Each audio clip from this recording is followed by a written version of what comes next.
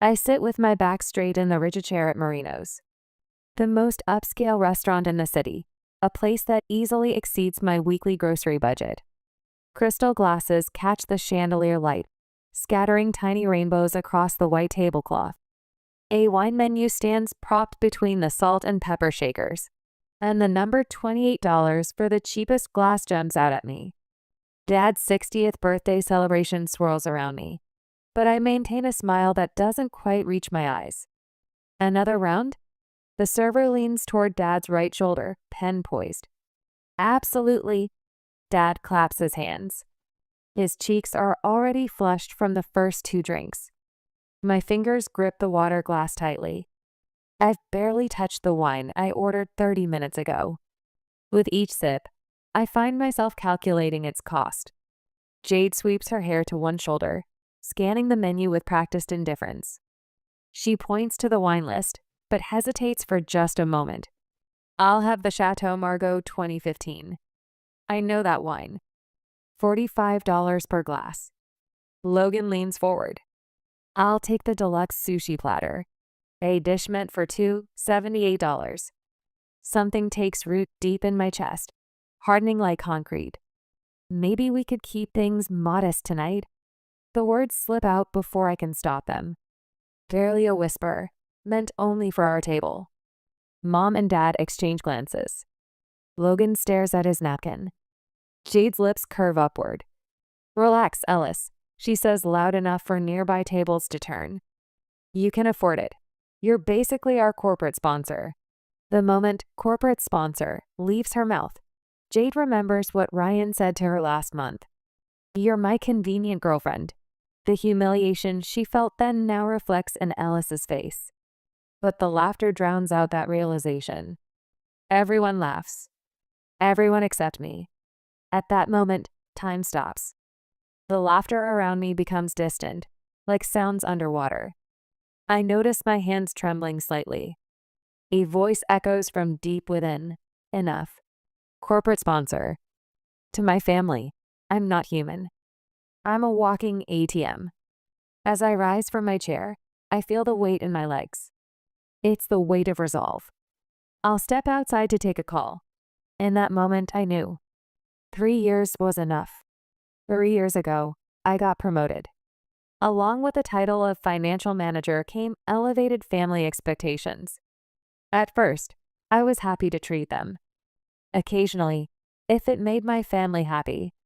But occasionally became always, and always became expected. I look around the table. My laughing family. Dad's gold watch gleaming in the dim light, something he bought himself as a Christmas gift last year. Mom's designer bag hanging on her chair from Nordstrom's anniversary sale, something she absolutely needed. Jade's third new smartphone this year sitting beside her plate. Meanwhile, my apartment still has the second-hand furniture I bought 5 years ago. My car is paid off, but showing its age. I'm saving for retirement while they spend money as if there's no tomorrow. Under the table, I pull out my phone and text Tyler. It's happening again. His reply comes immediately. Walk away. Jim is the manager tonight. I already spoke with him. Tyler, the only person who sees me clearly. Watching Mom order another bottle for the table, I calculate in my head. The equivalent of my weekly living expenses, mounting upward. The weight settles on my shoulders, not just the money, but the responsibility they've placed there without asking. Mom raises her glass.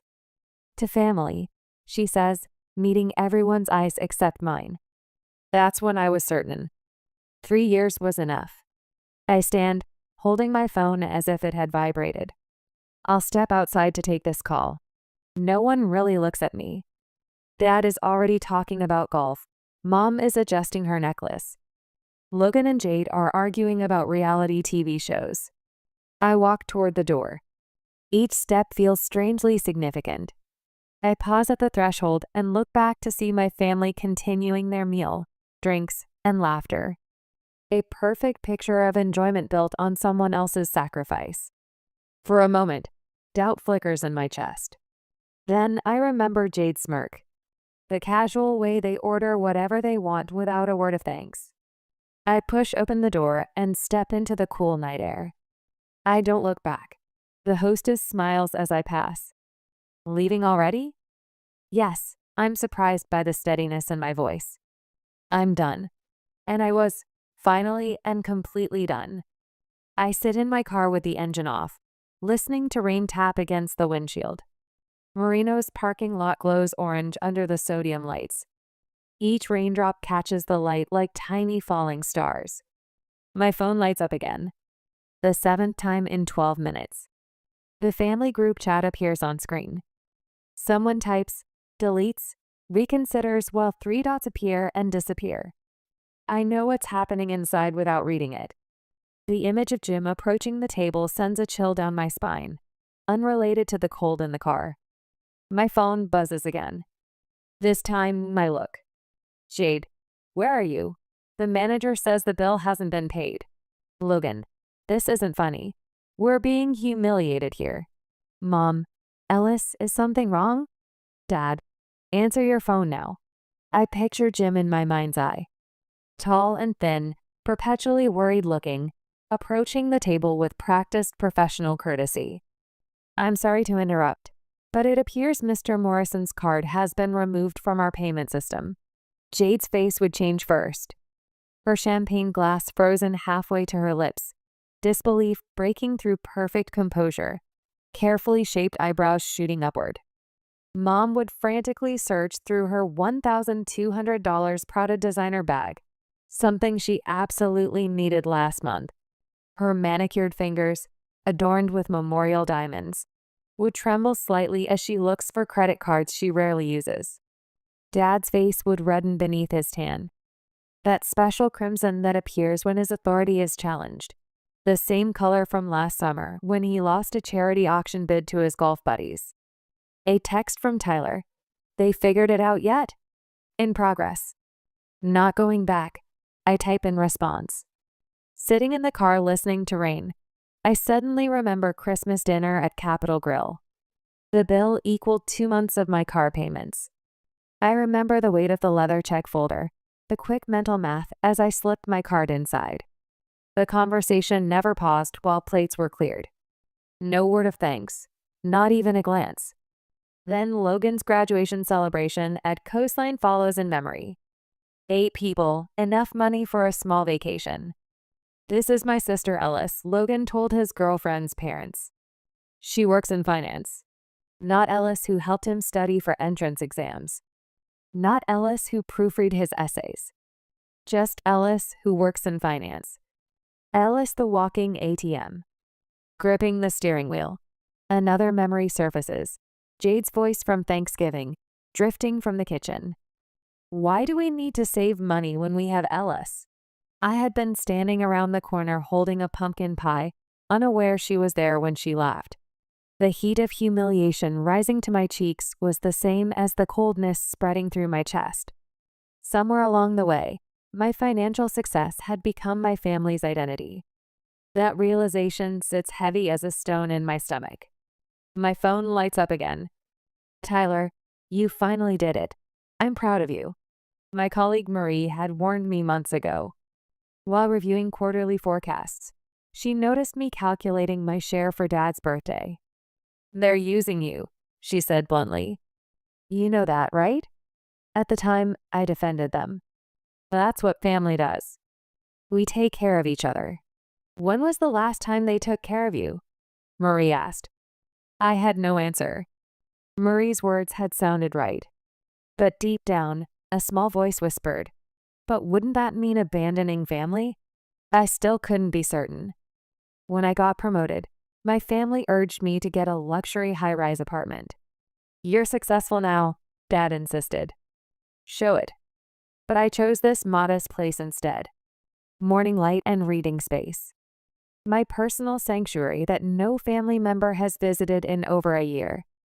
As messages continue flooding my phone, I start the engine. Inside, they're scrambling to cover a bill approaching 3 months of my living expenses.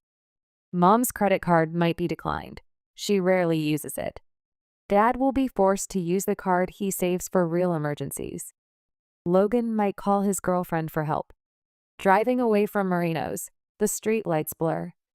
With each blink, Jade, I can't believe you'd embarrass us like this. Logan, the manager is standing here waiting. Mom, Ellis, please call back immediately. Dad, this behavior is unacceptable. The words blur together. Accusation after accusation. No one asks if I'm okay. No one wonders why I left. The messages focus only on their embarrassment, their inconvenience. I pull into my apartment parking lot and park in my usual spot. The familiar surroundings calm me. This is my space, my life, my choice. With steady fingers, I type a response. Nothing is wrong. I just think it's time everyone handled their own share. The group chat falls silent. I imagine them staring at their phones, the impact rippling across the table like a stone dropped in still water. With a deliberate tap, I turn off notifications. It feels like opening windows after a storm. Fresh air flowing in, clearing out the stagnation. Inside my apartment, I kick off my shoes and curl up in my reading chair. A small table lamp creates a warm circle of light that doesn't quite reach the room's corners. For the first time in years, silence doesn't feel lonely. It feels free.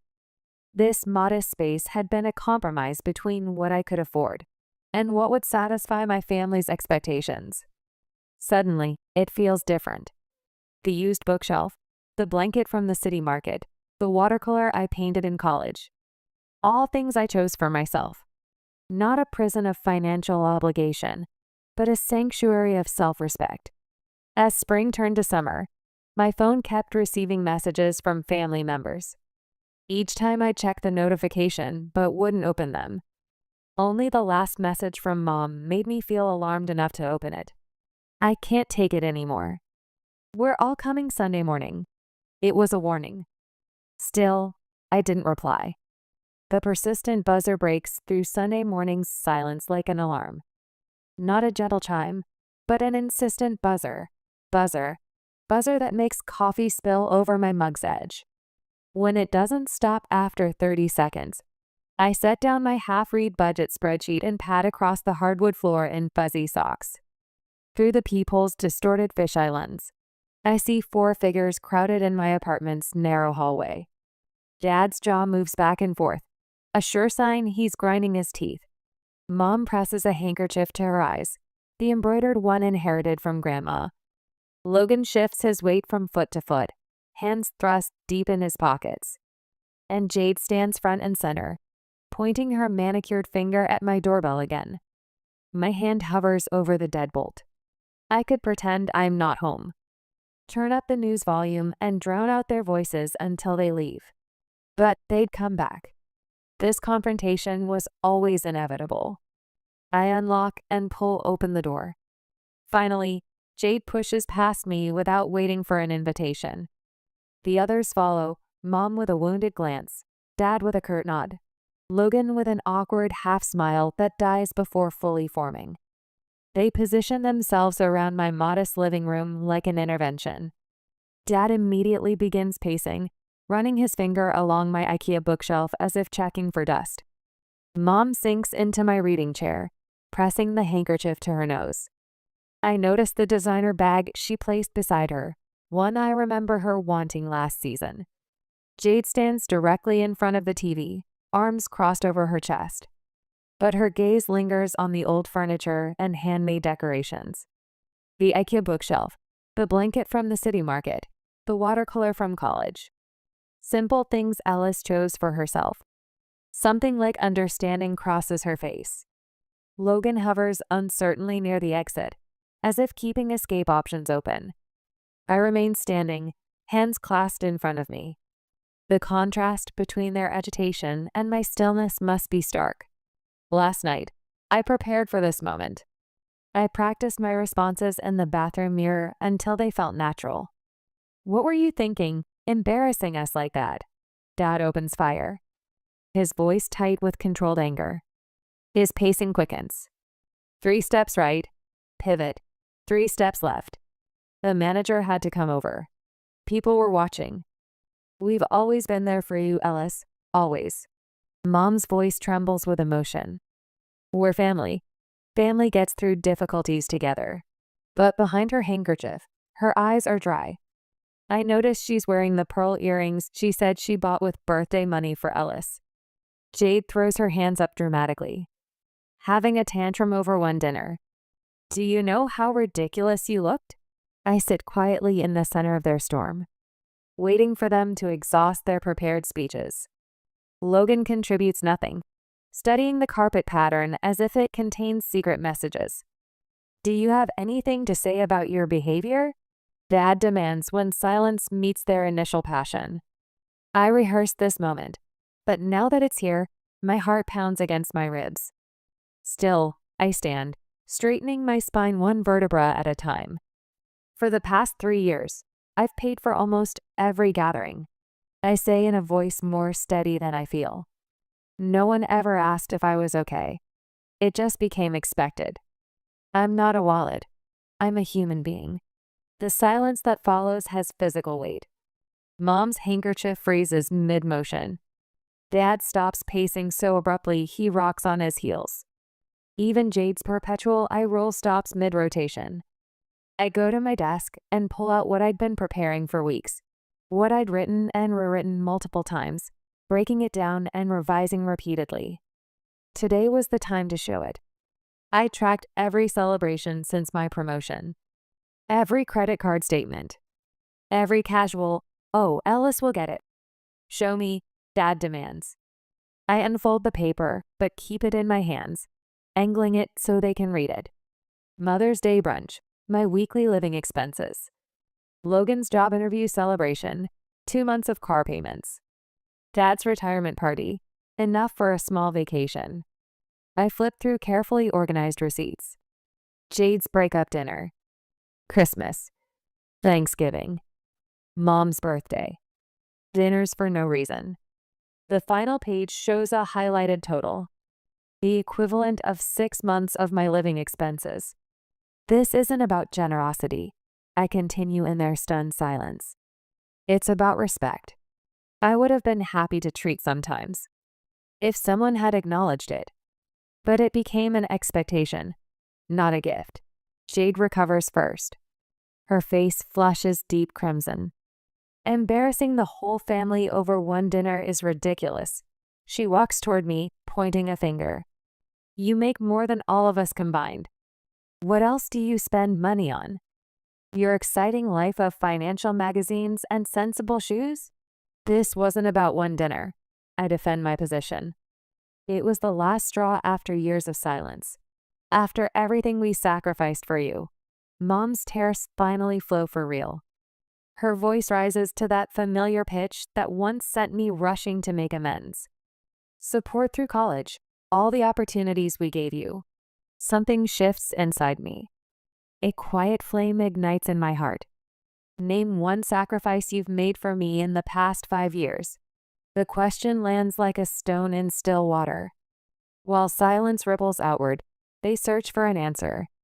Any answer. We're family, Dad finally says. As if that explains everything.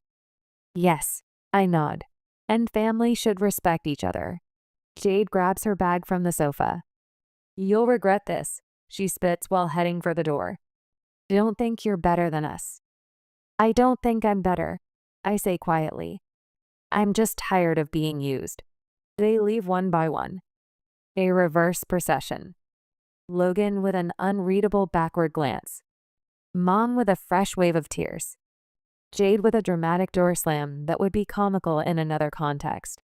Dad is last. Hand on the doorknob. He turns to deliver a parting blow. Your mother raised you better than this. The words are meant to cut.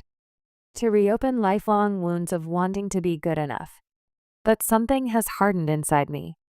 A protective shell around my newly discovered self-worth. She also taught me to respect myself. I say as the door closes. Alone in my apartment, I release the breath I've been holding for 3 years. The silence feels different now. Not lonely, but peaceful. For the first time in a long while, I'm not paying money for my family's approval. And it's worth every penny I didn't spend. Summer's end found me in my office, reviewing Henderson's portfolio under familiar fluorescent hum. Numbers align in perfect columns on my monitor. Reliable, predictable, unlike family. My phone vibrates in the desk drawer for the 5th time in 30 minutes. I know who it is without looking.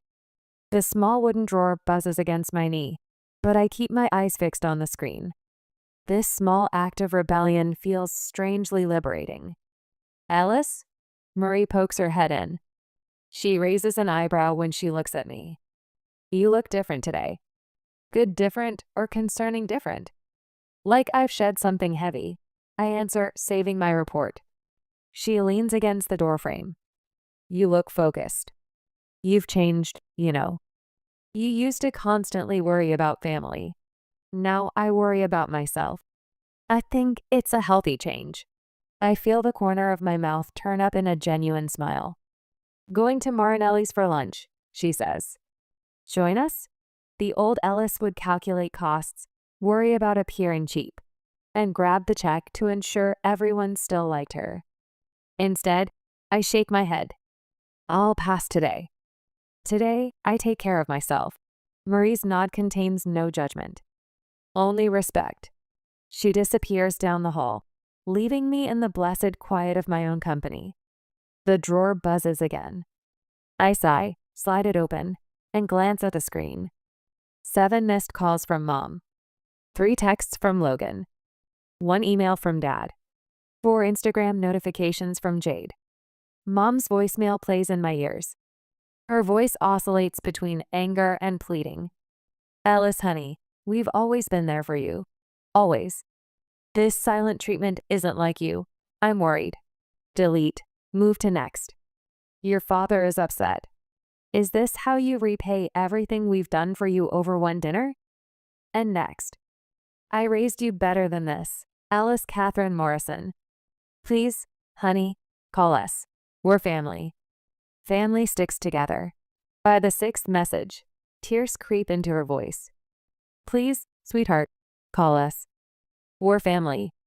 Family sticks together. Dad's email is shorter, more direct. Your behavior is unacceptable and has embarrassed the entire family. We expect an apology and a discussion about family responsibility. Logan's texts attempt an awkward middle ground. Hey sis, everyone's pretty heated. Want to get coffee? Just us. I get why you're angry, but family is family. But Jade's Instagram really twists the knife. A filtered nostalgic post of a family photo from Thanksgiving 3 years ago. I stand slightly apart while everyone laughs. The caption reads, Missing simpler times when family mattered more than money # family first. 27 likes. 3 sympathetic comments about selfish siblings. Something hardens in my chest. Not as fragility this time, but as strength. With deliberate movement, I open the messaging app and find the group chat. My fingers hover over the keyboard. Type, delete, type again. If I only have value when I'm paying, then I'm no longer part of this conversation. Don't contact me unless it's with respect. I hit send before hesitating. Then I block the chat. That night, I stand before the wall of photos in my living room. Crystal frames hold family snapshots that exist only in these frozen moments. Dad teaching me to ride a bike. Mom braiding my hair. Logan and me building sandcastles. Jade and me in matching Easter dresses. I take them down one by one, considering each before deciding. Some go back on the wall. Others slide into a box under my bed. Not discarded. Just distanced. Tyler arrives with takeout as I hang the last frame. How are you holding up? He asks, setting containers on my small dining table. Better than expected. I sink into the sofa, suddenly feeling tired. But I think I need to be clear about boundaries with you two. His eyes widen slightly, but he sits across from me and listens carefully as I explain my need for financial independence, my fear of being valued only for what I provide, my determination to build relationships based on mutual respect. I don't want to be anyone's ATM anymore, I finish, my throat tight. Tyler takes my hand, his palm warm against mine. I hear you, and I'm with you. Early autumn brought an email from the company's executive director to my inbox. Immediate promotion to senior financial manager. The office erupts in genuine celebration. Marie organizes an impromptu celebration in the break room with supermarket cupcakes and paper cups of sparkling cider. No one expects me to pay for anything. No one wants anything except to share in my success. The promotion 3 years ago was also a curse, carrying family expectations, I confide to Marie. This promotion is proof of my own capabilities. That's healthy, she smiles. Working for yourself is different from working for others' expectations. My mentor Diane insists on taking me to dinner over the weekend. When the check comes, she smoothly slides out her card. My treat, she says firmly when I reach for my wallet. You earned this. I struggle with the unfamiliar sensation of accepting generosity without strings. Thank you, I manage to say. The following Tuesday, Mom appears in my office building lobby. Her face is carefully made up, but her eyes are rimmed with red. I guide her to the Courtyard Cafe, a public place to ensure our conversation remains civil. I miss you, she says immediately, clutching her purse like a shield. Family sticks together, Ellis, always. I stir my coffee slowly. I love you, Mom. Her shoulders relax slightly. I feel the moment when she reaches for my hand, and I pull back slightly. Love that wants to touch, but hasn't yet been permitted. But love without respect isn't love, I say quietly. Love is shown through actions. Her eyes fill with tears, but I don't reach out to wipe them. Some lessons need to be felt to be learned. Did we really ever consider Ellis's feelings? She murmurs. A small sign of change. But still not enough. I arrived at Bernie's diner 20 minutes early. The kind of place with vinyl booths patched with duct tape and thick white mugs that have seen thousands of refills. No crystal glasses or sommeliers in sight. Perfect. I slide into a corner booth with clear views of both the entrance and emergency exit. An old childhood habit, always keep escape routes clear. I position myself on the bench facing the door, arranging the laminated menu in front of me like a shield. A waitress with silver hair and a practical bun approaches with a coffee pot. Just you today, honey? A few more are coming, I say, checking my watch. But I'll take that coffee while I wait. I wrap my hands around the mug, drawing warmth into my fingers. I rehearse the words I've practiced for weeks in my mind. Weeks of limited contact. Weeks of careful boundary setting. Weeks of finding my voice. The bell above the door chimes, and they enter like a funeral procession. Dad first, shoulders squared in his tailored blazer. Then Mom with a nervous smile. Logan follows, scanning the room like checking for witnesses. Finally Jade, sunglasses perched on her head despite the overcast day. They spot me immediately. There's a moment of collective hesitation before crossing the worn linoleum, as if special courage is required. Ellis, Dad slides into the booth across from me. The others arrange themselves around him. No hugs. No kisses on cheeks. The temperature feels 10 degrees colder. I don't smile. I don't frown. I just nod and take another sip of coffee. Dad clears his throat, arranging silverware with precise movements. Don't you think it's time to put this foolishness behind us? The words land like a slap. Foolishness.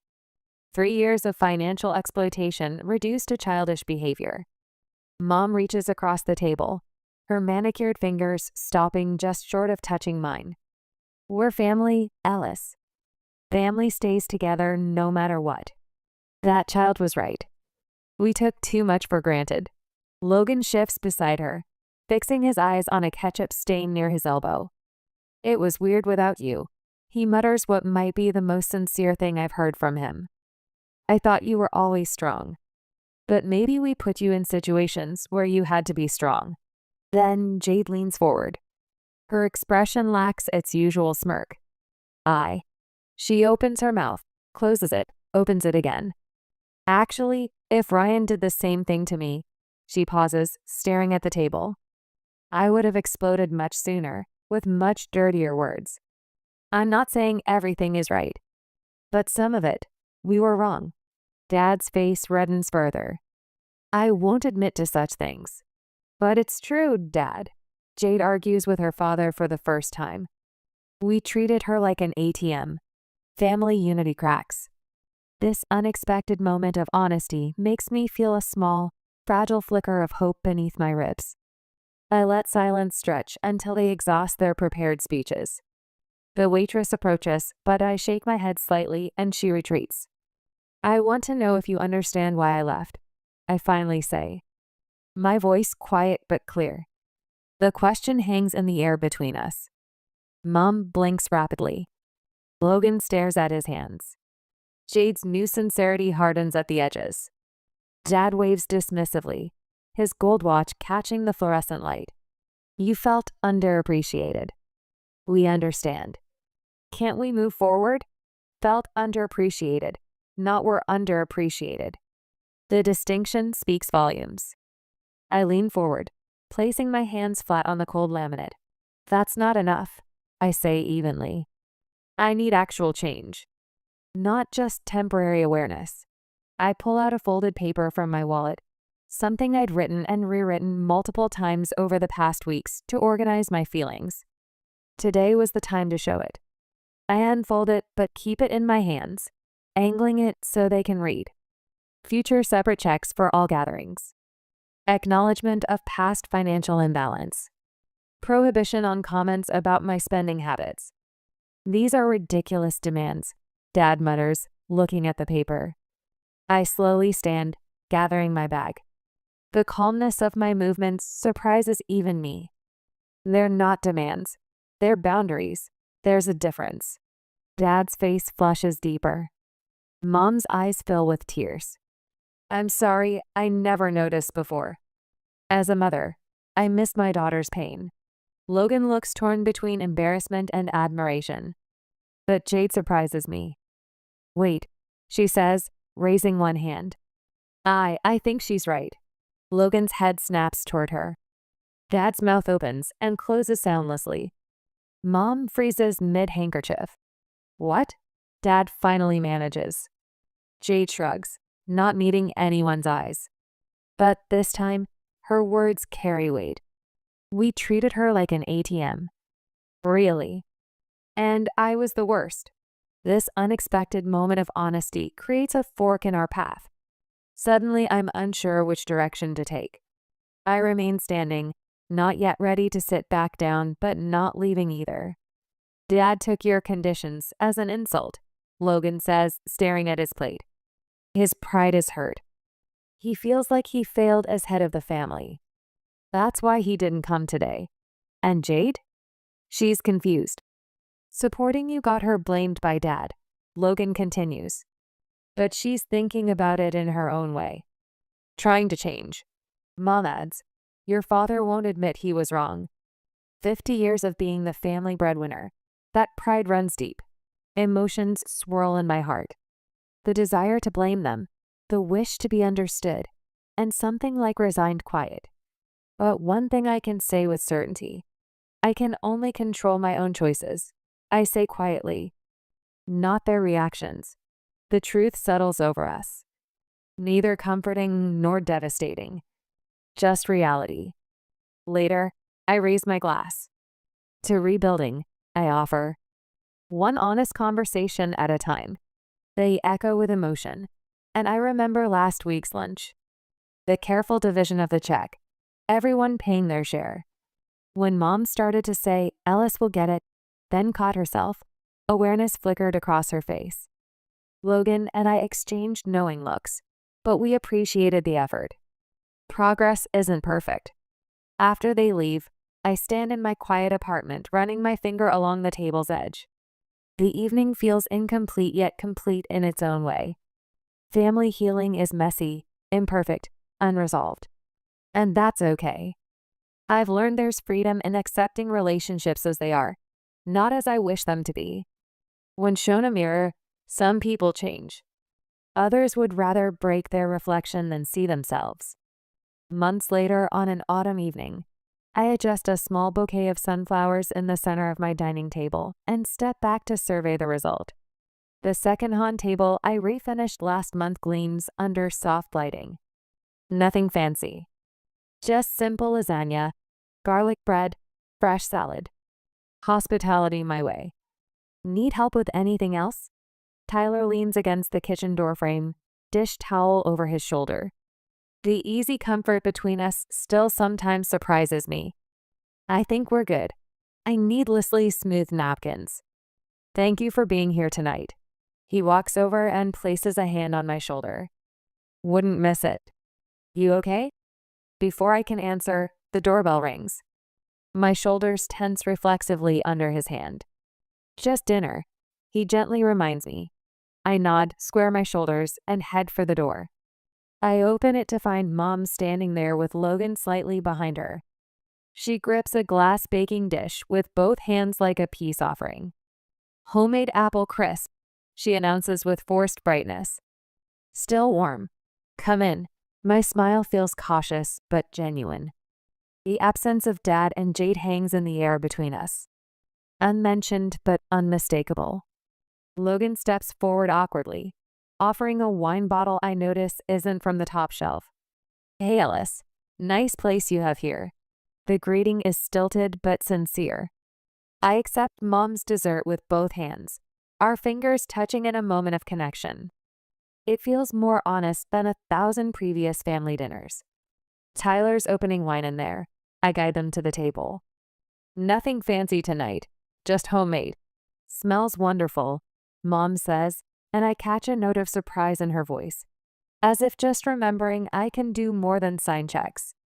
We settle into dinner, conversation flowing more naturally than expected. No mention of bills or who's paying. Just people talking. How's the in-end project going? Logan asks between bites of lasagna. You said you were busy with it last time. I'm momentarily thrown by his genuine interest in my work. Good. Challenging but progressing. The client finally approved third quarter projections. This salad is delicious, Ellis, Mom says, reaching for seconds. Let me help clean up. Small moments. Real connection. I feel something in me loosening that I didn't realize was still so tightly wound. But empty chairs at my table tell the story of our relationship's reality. Not everything is resolved. And maybe that's okay. Dad. I finally ask, letting the question hang. Mom sets down her fork with deliberate care. Your father isn't ready yet, she says quietly. Pride gets in the way. Logan stares at his plate. He thinks you're being stubborn. But deep down, he knows you were right. I absorb this without surprise. Emotions swirl in my heart. The urge to blame them. The wish to be understood. And something like resigned peace. But one thing I know for certain. I can only control my own choices, I say quietly. Not their reactions. Truth settles over us. Neither comfort nor devastation. Just reality. Later, I raise my glass. To rebuilding. One honest conversation at a time. They respond with emotion. And I remember last week's lunch. The careful splitting of the check. Everyone paying their share. When Mom almost said, Ellis will get it, then caught herself. Awareness crossed her face. Logan and I exchanged knowing looks but appreciated the effort. Progress isn't perfect. After they leave, I think as I carry dishes to the sink. Tonight was a good night. But tomorrow morning, more messages might come. Harsh words from Dad, confused emotions from Jade. Still, I'll continue guarding my boundaries. Love isn't repaired in one night. But it can begin. I watch moonlight spill into my small but sufficient kitchen. The weight on my shoulders feels different now. Lighter but still present. My own weight. Not others' expectations. Some prices, I whisper to myself, are too high even for family. But love can be rebuilt over time.